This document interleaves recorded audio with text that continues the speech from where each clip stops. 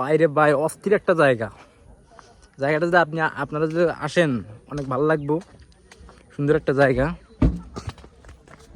তাই সুন্দর লেক, সুন্দর একটা ব্রিজ বানানো হয়েছে, সীমান্তবর্তী এলাকা। আমি আপনার গত ভিডিওতে বলেছিলাম যে জঙ্গলে গেলে আসলে ভাল লাগে জঙ্গল ঘুরতে। তা আমি কিন্তু সেই জঙ্গলের আশায় এই গারো পাহাড়ে আসছি। গারো পাহাড়ে আসে মোটামুটি খুব একটা ভালো লাগতেছে। এখন যদি আমি পাহাড়ে যাই, সময় দিচ্ছে আমার 1 ঘন্টা ঘোরার, 5টা পর্যন্ত আমি ঘুরতে পারবো। 5টার পর আমাকে আসলে এখানে থাকতে দিব না, কারণ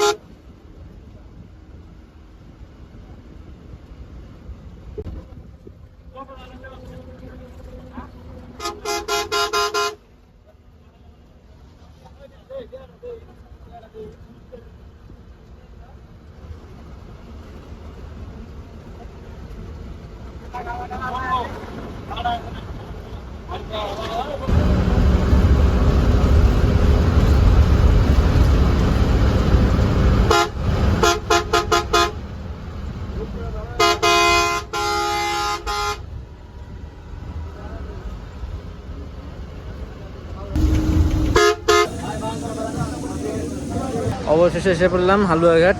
হালুয়াঘাট বাস স্ট্যান্ড। এখন হালুয়াঘাট থেকে আমাদের গন্তব্য হচ্ছে গারো পাহাড়। যাইতেছি গারো পাহাড়। এখান থেকে গারো পাহাড় হচ্ছে 20 কিলো ফাঁকে নাকি। আর হচ্ছে এখান থেকে বাস স্ট্যান্ড থেকে নামার পরে অটোতে চলে যেতে হয়, 50 টাকার মতো ভাড়া নেয়।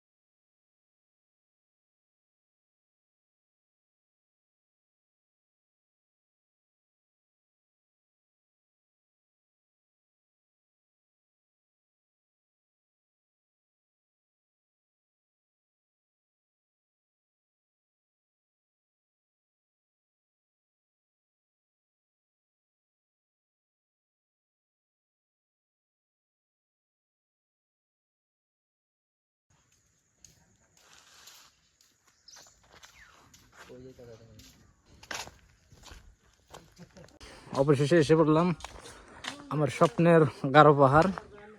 গারো পাহাড় আমি অনেকদিন থেকে স্বপ্ন দেখতেছি যে গারো পাহাড়ে আসবো আসবো আসবো করে আসা হচ্ছিল না। তা আজকে আসলাম গারো পাহাড়। এই গারো পাহাড়ে একটা হচ্ছে এখানে একটা পর্যটন এলাকা তৈরি করা হয়েছে। এই পর্যটন এলাকায় ওরা নিজস্ব সবকিছু সুন্দরভাবে সাজিয়ে গুছিয়ে রেখে পর্যটকদের আকর্ষণ করার জন্য, বা এখানে যাতে বন্য প্রাণীর উৎপাত থেকে মুক্ত থাকে পর্যটন যারা আসে, এই জন্য সবাই সুন্দরভাবে সাজিয়ে গুছিয়ে রাখছে। সবার যদি এই গারো পাহাড় যদি ভালো লাগে আসবেন। এটা হচ্ছে ময়মনসিংহ শহরের থেকে ময়মনসিংহ শহর থেকে এই 60 কিলো ফাঁকে, 60 টাকা 70 টাকা ভাড়া আর কি বাসে করে আসলে। আবার ওখান থেকে আবার এদিকে আসা যায়। এটা হচ্ছে সীমান্তবর্তী এলাকা, পাশে হচ্ছে ভারতীয় বর্ডার। আমার পিছনে হচ্ছে ভারতের বর্ডার আছে।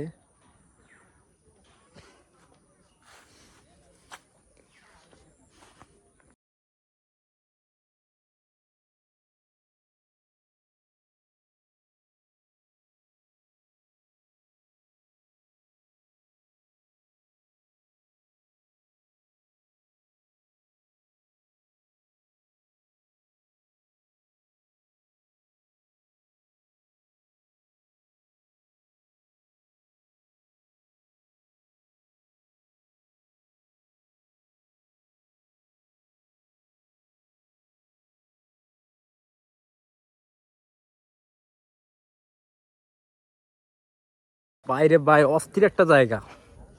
জায়গাটা যদি আপনারা যদি আসেন অনেক ভালো লাগবো। সুন্দর একটা জায়গা, তাই সুন্দর লেক, সুন্দর একটা ব্রিজ বানানো হয়েছে, সীমান্তবর্তী এলাকা। আমি আপনার গত ভিডিওতে বলেছিলাম যে জঙ্গলে গেলে আসলে ভাল লাগে জঙ্গল ঘুরতে। তা আমি কিন্তু সেই জঙ্গলের আশায় এই গারো পাহাড়ে আসছি। গারো পাহাড়ে আসে মোটামুটি খুব একটা ভালো লাগতেছে। এখন যদি আমি পাহাড়ে যাই, সময় দিচ্ছে আমার 1 ঘন্টা ঘোরার, 5টা পর্যন্ত আমি ঘুরতে পারবো। 5টার পর আমাকে আসলে এখানে থাকতে দিব না, কারণ 5টার পর বন্য প্রাণীদের আগমন ঘটে, বিভিন্ন প্রকার ঝামেলা হয়ে যায়।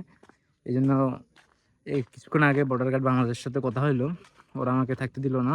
ওদের আমি ভিডিও করছিলাম, ওরা আমাকে ভিডিও করতে দিল না, যে বললো যে ভাই আপনি ভিডিও ডিলিট করে দেন, অনুমতি ছাড়া নাকি ভিডিও করা নিষেধ।